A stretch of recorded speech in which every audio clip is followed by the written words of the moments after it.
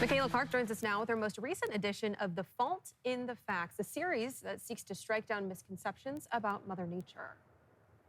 Beth, to the question of whether tsunamis appear the same way in person as they do on television, experts say the answer is probably not. There are fiction TV productions that get some aspects of tsunamis right, but many do not get them all. I spoke with a man who will take us back in time to share his firsthand account of the Valdez tsunami after the 1964 earthquake. Early spring in South Central Alaska. Ice chunks floating with the current, not too far from the shoreline, but as good of time as any for tsunami danger. Alaska is still a wild frontier place. In fact, it was March 27th, 1964, when now 70-year-old Dan Kendall witnessed the Valdez tsunami that succeeded the 9.2 Great Alaska earthquake.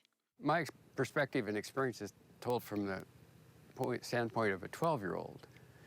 And so this is a boy that this is the biggest adventure that could ever come a young boy's way. Kendall and his family had lived in Valdez for about 8 years. We left Valdez the next day at noon after the earthquake and tidal waves. It's obvious the town wasn't habitable after the earthquake. That evening, Kendall went to the dock to greet a ship with 2 boys he knew from school. After a while, they said, well, let's play hide and go seek. And we did that for a little while, and I realized it wasn't hide and go seek, it was ditch Danny. As it was near dinner time, he decided to head home, the boys staying behind. It was the last time he would ever see them. As I'm going home off the dock, other people I know are walking onto the dock. And so I walked home into the house, and the earthquake started. And within minutes, a tsunami was destroying Valdez coast. Kendall and a few of his siblings went into the street, splashing in the water that was making its way far past the shoreline. We walked down basically till we got our feet wet from the water coming in. And that's kind of when we came to our senses and said, hey, we shouldn't be here. Not knowing he was witnessing a deadly disaster. The wave didn't come in this far with a strong force like you'd imagine. It came into town like an extra high tide and brought a lot of debris with it. And you know, there was nothing that wasn't touched by the earthquake and the after effects, the waves. At the time, the tsunami was wiping out the dock, and the ship onlookers were now gone. I knew all of them. There were 33, something like that.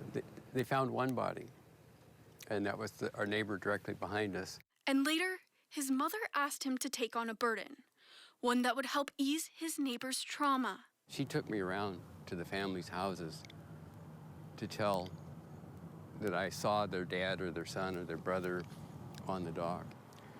That was probably the most emotional part of that day, completely.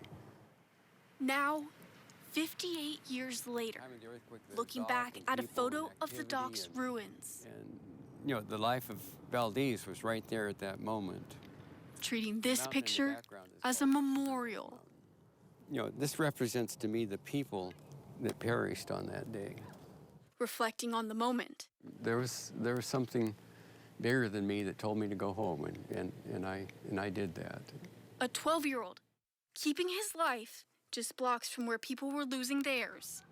Well, my Protestant friends always ask me if I've been saved. And I say, well, I was saved on March 27th, 1964 at 5:36 p.m. I mean, it's a clear event in my life that just changed dramatically. A humbling story from someone in the midst of a disaster. It shows a piece of history and one tale of what Alaskans endured on that Good Friday nearly 60 years ago. To hear the expert explain what many productions get wrong about tsunamis, you can find the rest of the Fault in the Facts episode on alaskasnewssource.com or on Roku, Amazon Fire, or Apple TV. And you can also find it in podcast version on major apps as well.